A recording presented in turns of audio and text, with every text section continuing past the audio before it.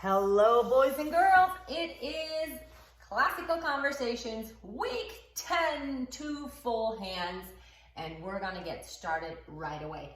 We're gonna start over here with our math facts, and we said last week we're already done with the ones, the twos, the threes, the fours, the fives, the sixes, sevens, eights, nines, 10s, 11s, 12s, 13s, 14s, and the 15s. This week, we are gonna learn the squares.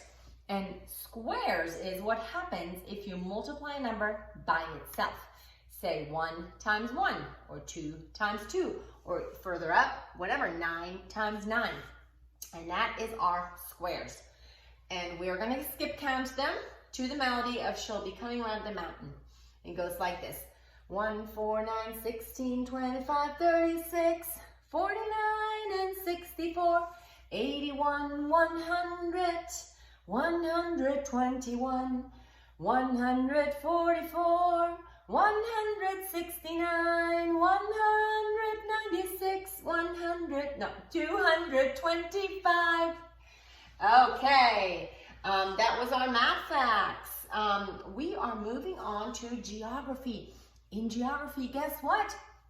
We are not in Europe anymore. Last week, we learned about the Caribbean. This week, we are learning about Southwest Asia.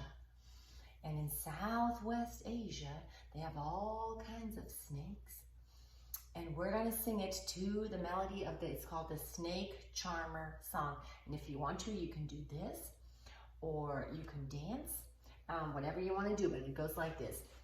Southwest Asia, Afghanistan, Pakistan, India, Kolkata, Arabian Sea. Don't you feel like sleeping after you hear that? It's like a snake charmer music. So we have Afghanistan, Pakistan, India, Kolkata, and the Arabian Sea. Moving on to Latin, where we are doing the very same conjugation as we learned last week. And who remembers our sign for last week? We had a balloon, and the balloon is our sign for air, right? We blew air on a perfect day. We blew some air into a balloon and went outside with it. So we remember all our endings start with air, and it goes to the melody of London Bridge. Eram, eras, erat, eramus, eratus, erant. First conjugation, pluperfect tense. Let's do that again. Eram, eras, erat, eramus, eratus, erant. First conjugation, pluperfect tense. Good job. Okay. In science, we are learning about all the planets. When I was a little girl, they taught us something that talks about the 9 planets, because there was one that now they found out they're quite unsure. Is it a planet? Is it not? But because it's so hard to study the stars and the planets and to actually find out, okay, what are they? Are they stars? Are they planets? Are they moons? What are they? It is super duper hard. And for Pluto, that was what they used to call a planet. We're going to mention it in our song, but it's not what we consider a planet as of right now. So there's only 8 of them right now. And we are doing it to the melody of He's Got the Whole World in His Hand. And that makes us think of these planets, right? What are the names of the planets? Mercury, Venus, and Earth, and Mars, Jupiter, Saturn, Uranus, and Neptune. All the planets, but Pluto's not one of them. Let's try that again. What are the names of the planets? Mercury, Venus, Earth, and Mars, Jupiter, Saturn, Uranus, Neptune. Those are the planets, but Pluto's not one of them. Those were our planets. Okay, let's see. In English, we are still talking about pronouns. Our song about not talking about pronouns, let's not talk about Bruno, is not working because we are still talking about pronouns. This week, we are talking about demonstrative pronouns. What does it mean to demonstrate something? It means to show something, right? And so our song is a fun song to the tune of Walking on Sunshine, whoa. And it goes like this.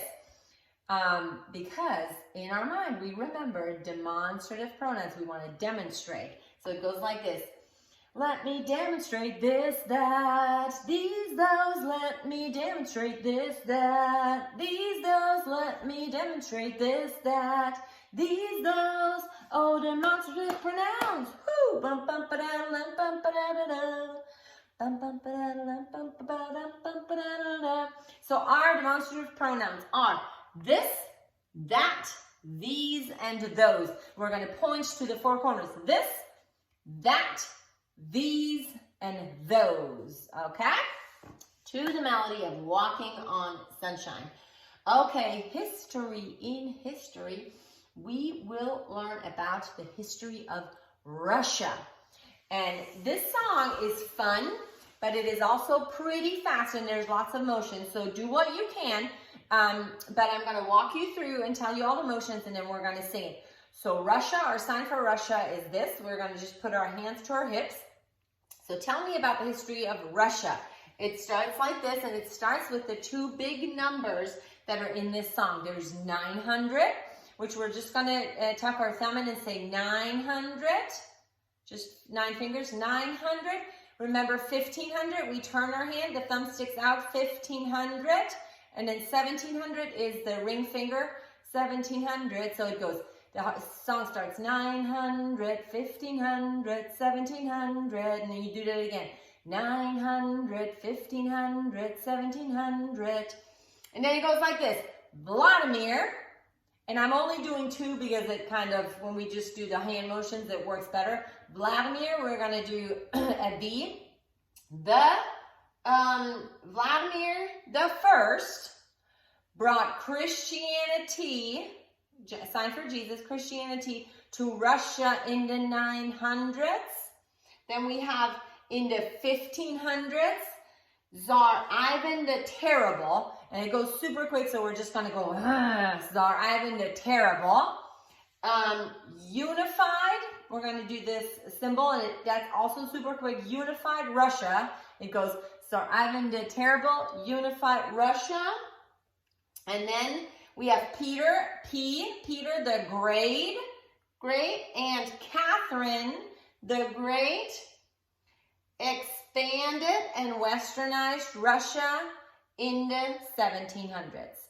Okay, let's see. And when we're in class, we're going to do a cool dance with it, but I'm going to try to do it just sitting up. It goes like this. 900, 1500, 1700, and again.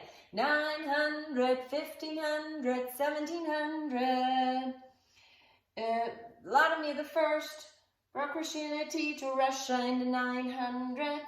In the 1500s, Tsar Ivan the Terrible unified Russia.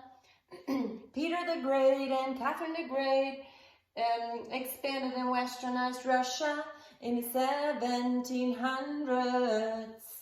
And it goes again. 900, 1500, 1700, 900, 1500, 1700s. Vladimir the First brought Christianity to Russia in the 900s. In the 1500s, Tsar Ivan the Terrible unified Russia. Peter the Great and Catherine the Great expanded and westernized Russia in the 1700s. Ooh. That is our song for history. And last but not least, we have our timeline. We are starting with Japan's Heian period. Our sign for Japan is the outline. We're going to make the outline of Japan. Japan's Heian period. Charlemagne, crowned emperor of Europe. We explore, like the Europeans explore Charlemagne, crowned emperor of Europe. Alfred, the Great of England. Eric the Red had a beard, Eric the Red, and then his son, Leif Erikson. Norse explorers. Vladimir the First of Kiev. So we have a V, a 1, and a K. Vladimir the First of Kiev. Byzantine. And then we're going to do an E and do a sash. Emperor Basil, another B, the second. And then we have, and then it says 1000 AD, 1000 AD, and then it says East-West Schism of the Church. Okay, let's do it together. It goes like that. Japanese period, Charlemagne, crowned emperor of Europe, Alfred the Great of England, Eric the Red and Leif Erikson, Norse explorers, Vladimir the First of Kiev, Byzantine Emperor Basil the Second, 1080, 1080, East-West Schism of the Church. Good job! That was it for week 10, and I will see you next week. Bye!